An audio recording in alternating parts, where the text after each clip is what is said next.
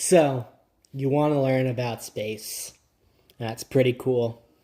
Luckily for you, I'm just autistic enough that I can obsessively research for you on command. And now I will regurgitate that information for you in a much more fun way than doing the research yourself, because my love language is sharing trivia. For example, did you know that trivia comes from the Latin trivalis, meaning found everywhere, commonplace? I bet you did. But will you know everything else I'm about to tell you?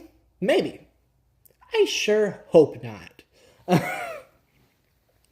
So I'm going to start us off with the olden times, back before people had the courtesy to write things down. Let's be honest, dinosaurs? Horrible note takers. So now it's my job to wrap up 13.8 billion years of cold, hard science into a few digestible paragraphs. If you've looked at the page count, I failed. To make this easier for us, let's create a protagonist. For the sake of this example, let's name her, I don't know, Bianca. Now, back in the day, Bianca was a little particle, like really little, like super little, a lot littler than the other particles, swimming around with their other little particle friends in an incredibly small, dense space. And everything is kind of chill until someone decides to hit the party button. Then suddenly, everything goes everywhere, and Bianca got to see some crazy stuff. So to begin with, everything was mostly tiny subatomic particles, like Bianca. I emphasize the tiny. Flying off into space very shortly after they decided that they could turn it up to 11 and go even faster. So the universe started inflating, and it was doing it fast. At this point, not even a trillionth of a second had gone by, when Bianca found herself abruptly in the middle of a turf war between two rival gangs that had sprung up. Matter and antimatter. Now these guys, they don't like each other. They so much as touch, they'll go poof. So antimatter bit their thumb at matter, and then everybody got into a giant tussle. And short story long, almost all the antimatter got completely annihilated. So previously we had like a nice half and half, but now we have far less antimatter than matter. Wonderful. You know, we're not even a second in, and Bianca's already witnessed a genocide. I mean, poor girl, you know? I feel so bad for her. And she's short. I promise that was the last one.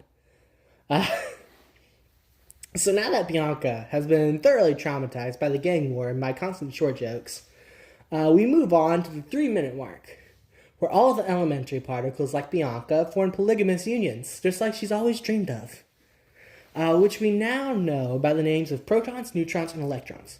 500,000 years later, yeah, I know, big jump, Bianca is now a part of one of the first hydrogen atoms. Good for her, you know, I'm proud of that career choice. It wasn't what I would have chosen, but you know.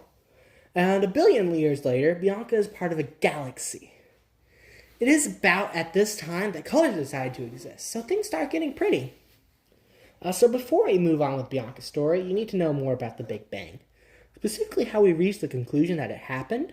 It's about light. Most commonly known as that thing you leave on in the bathroom at night so the hallway monsters don't get you in your sleep. Light is really fast, but it doesn't move instantaneously. It takes time and moves at a constant rate. But despite how fast light is, it still takes approximately 8 or so minutes to get from the sun to the earth. But even so, the sun is pretty close, and light from other parts of the Milky Way can take years to get to us. While with other galaxies, it can take millions or billions of years even.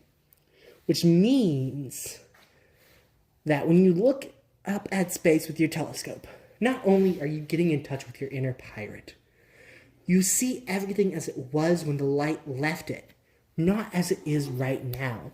So you're basically seeing back in time. Isn't that just cool? Right. The other component to this is the Doppler effect. The basic gist of which is that when two things are moving towards each other, the wavelength of anything between them, in this case light, is shortened from the perspective of the object, which in this case translates to the blue shifting of light.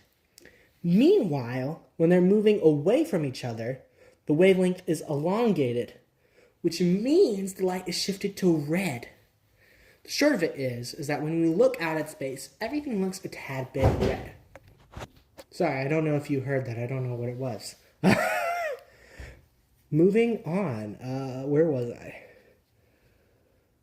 The short of it is that when we look at space, everything looks a tad bit red. which, as we now know, means that everything is moving away from us. But if we play this thing in reverse, we see everything moving toward a central point. That point being where Bianca is. Good for her. So one thing led to another, and Bianca finds herself in a giant cloud of space gas, which I can assume is what you breathe when you eat your space jam. And this cloud is called a nebula. They initially formed due to gravity's habit of pulling together any particles that happen to be close to each other. And after these nebulas form, they begin to collapse and flatten, also due to gravity. When the nebula collapses, it also starts to spin, like a Beyblade, because physics. Thankfully, Bianca dominated that spinning teacup ride at Disney World, so she's not feeling queasy in the slightest. And thus the nebula continues to spin along its merry way, and eventually in the middle of the disk, it condenses enough to become a star. Now, stars are cool. They're in a constant equilibrium between collapsing under their own weight and exploding out into space because of all the fusion they're doing inside of them. So at this point, Bianca is chilling in the star, except she's actually on fire, enjoying the constant Michael Bay movie that is cosmic nuclear fission. Right, so the nebula condenses, it becomes a star, and stars, they're really cool. They're in a constant state of equilibrium between collapsing under their own weight and exploding out into space because of all the fusion they're doing inside of them. I already read this. Dang it. Okay, ignore that. I had to pause it for a second. The problem with fusion is that sometimes it gets too hot damn, and unable to call the police or the firemen. The star continues until this now excessive heat, which results in the star fusing hydrogen and helium into heavier elements inside its core. The heavier stuff, like iron, only starts forming in the star after it starts running low on hydrogen, and is forced to resort to using helium instead, which requires more energy and can't sustain the star for as long. Consequently, the star generally burns out and dies shortly thereafter, which has the happy consequence of flinging all these newly created heavier elements all over the universe, which is how they ended up everywhere. This right here is where we get most of the elements, even the elements that you yourself were made from. That's right, you're made of dead stars. Isn't that nice? Or morbid, depending on how you think about it. So, stars. There are other kinds of stars as well, like red giants, blue giants, white dwarfs, red dwarfs. Bianca just so happens to be a blue giant right now. Blue giants are giant, super bright, blue, and short-lived. So just as Bianca's getting nice and cozy in there, everything goes to hell, because the star goes supernova and explodes out into a bunch of other elements, and what's left of the core turns into a black hole out of spite. Now our favorite particle, Bianca, escapes the explosion. Tragically separated from their home, Bianca travels around space, wondering where it all went wrong, when she comes across another nebula. Keen to avoid being in another explosion, Bianca sticks to the outside of the nebula in the hopes of becoming one of the planets, while the center of the nebula will begin fusing and go on to become a star. When the nebula's disk fully collapses, though, the rim of stuff along the star will be spinning around, and tiny bits will smack into each other and stick together before stacking into more tiny bits along the nebula's ring. Lots of smacking later, the dust and gas it creates what are called planetesimals, which of course smack into each other more to form larger and larger objects until we get planets. Now Bianca, she likes to live on the edge, so instead of becoming a star, she's enjoying living on a planet in an area we call a habitable zone, where everything doesn't either burn up or freeze to death. Man, space sure is unforgiving, you know? It's just terrible. Poor little particle Bianca. So Bianca, she's enjoying herself in her new earthly home, when suddenly a giant rock the size of Mars crashes into Earth in a poor attempt at flirting. Can't relate. This is bad news for our recently formed Earth, as the collision sends the Earth into what we now call the Hadean era, where everything is pretty much made of lava or on fire. While all this is going on, the stuff from the collision gets blown up in space and forms what we now know to be the moon.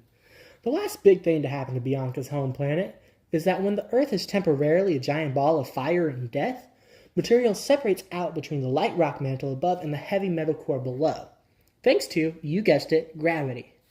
Now, this would be the part where I start to talk about early life and evolution.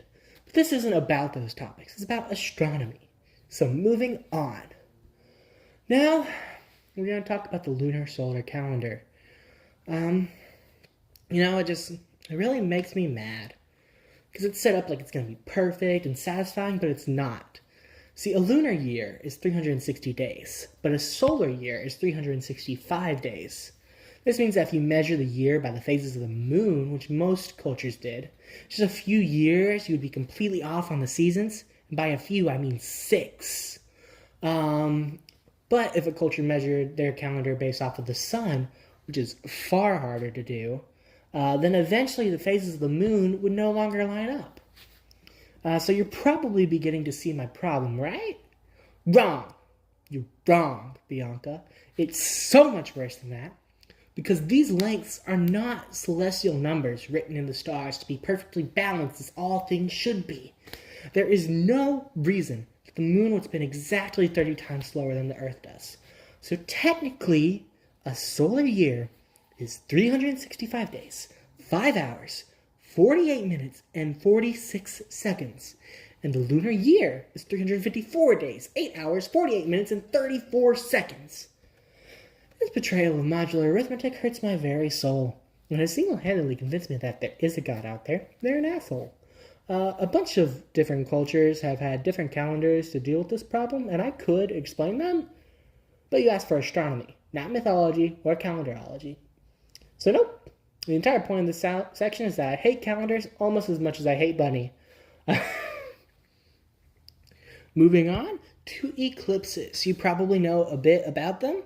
I would hope you do, but in case you don't, I'm going to dive into them real quick, and then we'll get into the stuff that you probably don't know. So an eclipse happens when the sun, moon, and Earth are all in a perfectly straight line with each other.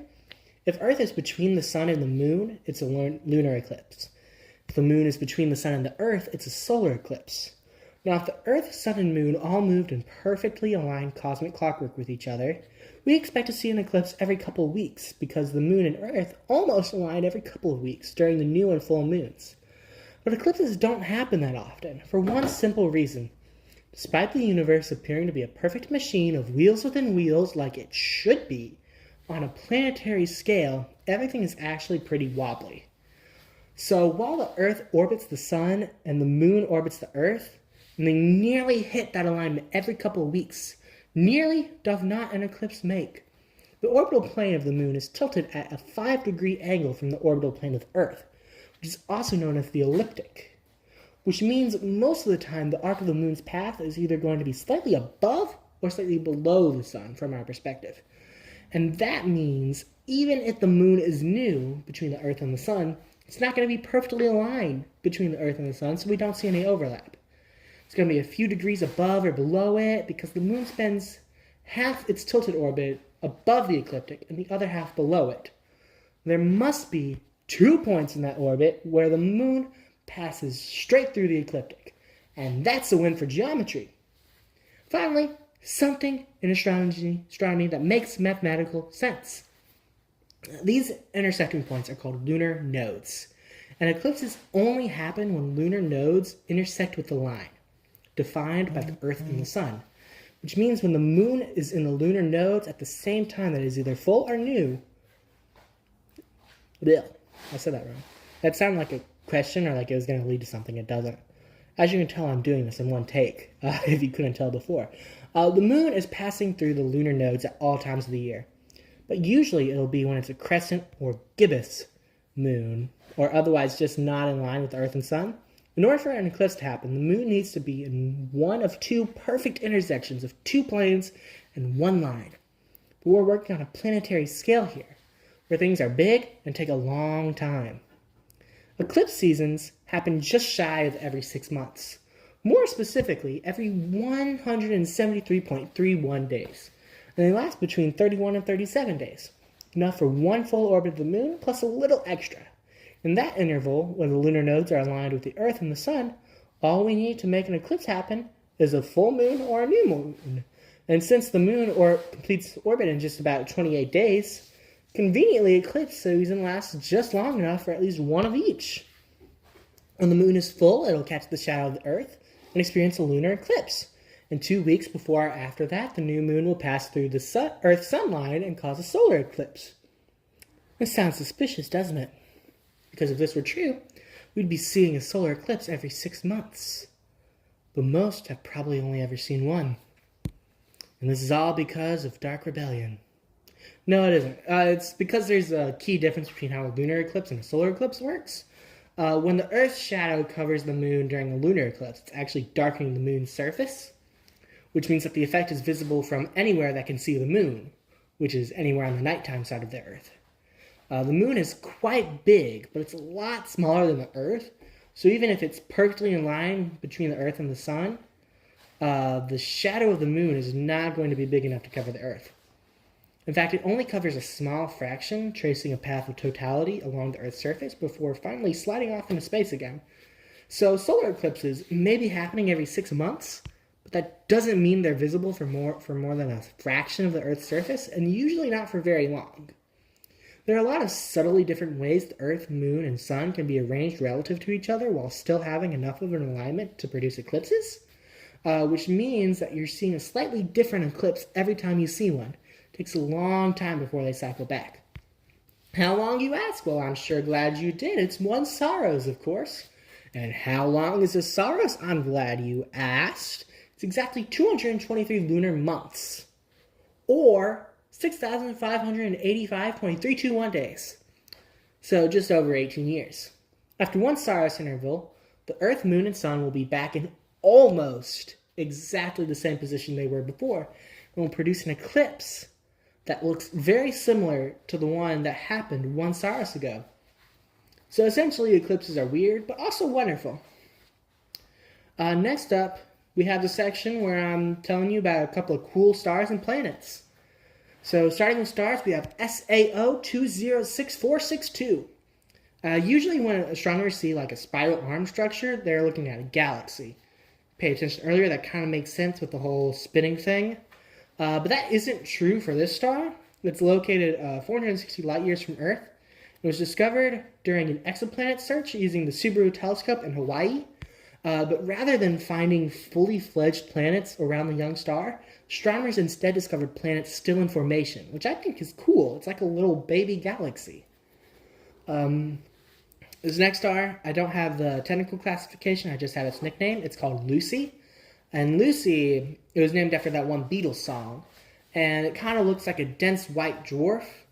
But upon closer inspection, the star's carbon core had crystallized to form a diamond 10 billion trillion carats in size. So, you know, if you liked it, then you should have put a ring on it. Made out of Lucy. Next up, we have HD 140283. This star, when it was discovered, it was really confusing. It appeared to be 16 billion years old, which, if you paid attention to the first section, means the math ain't mathin'.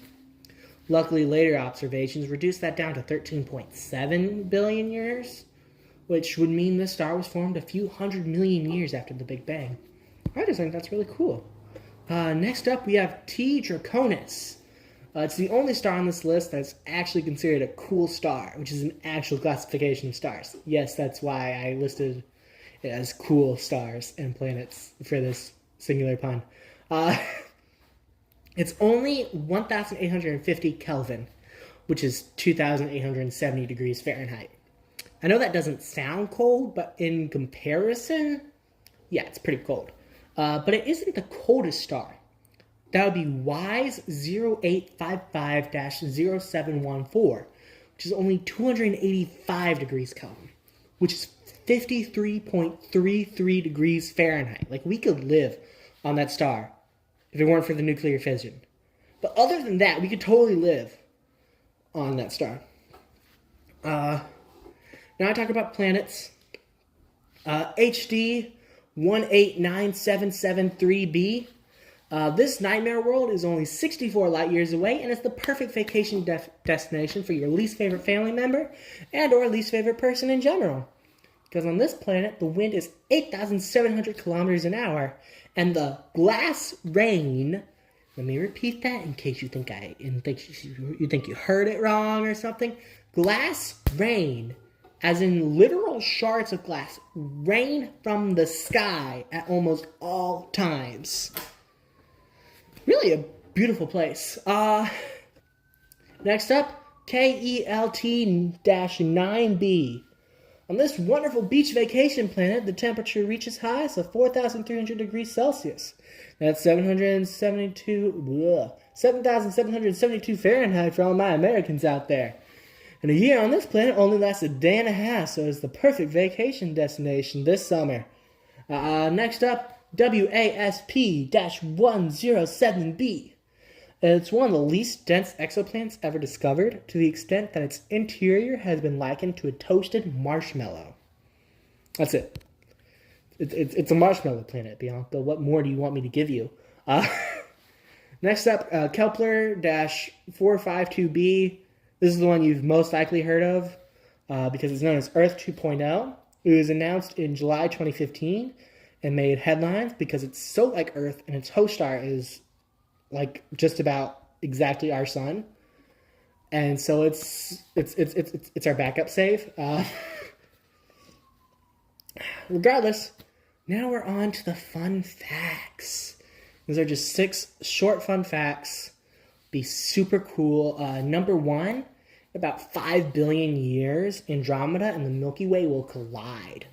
But there's so much vastness between objects in each galaxy that most likely nothing will hit anything, and we'll just get a pretty sky full of stars, if we're still alive by then. Number 2, a teaspoon-sized piece of neutron star is so dense it weighs as much as Mount Everest. Next, Uranus has moons that do not follow the typical naming convention. The normal convention is to name the planets after Roman gods, and the moons after characters in the Greek version god story. So like Mars, its 2 moons are Phobos and Deimos, who are related to Ares. You would know this, but you know. Number 4, the reason for that previous fact, the reason it's like that way, the guy who discovered Uranus, Herschel, he really wanted to name it George, after King George III. And if you look at some very old textbooks, you'll see the planets listed as Mercury, Venus, Earth, Mars, Jupiter, Saturn, George. That idea eventually got shot down, but to pay respect to Herschel, they named the moons after Shakespeare characters such as Puck and Juliet. I think this is a shame. George is my favorite planet. You know, it's a cool planet. Number 5. This is your favorite comet. It's a comet called Lovejoy, and it releases a type of alcohol and sugar in its space. And according to NASA, it releases roughly 500 bottles of wine per second. So yeah, it's your favorite star. Number 6, Betelgeuse. It's a red supergiant star in the constellation Orion. It is a star, and I need you to know this. It isn't just the guy in the musical. It isn't just the guy in the movie. It isn't just the guy in the second movie or the animated series. It's a star, Bianca. It's a star. Anyways, that's it for the fun facts. I thank you if you listen to all of this because that's super cool. And yeah, Merry Christmas. Have fun. Bye-bye.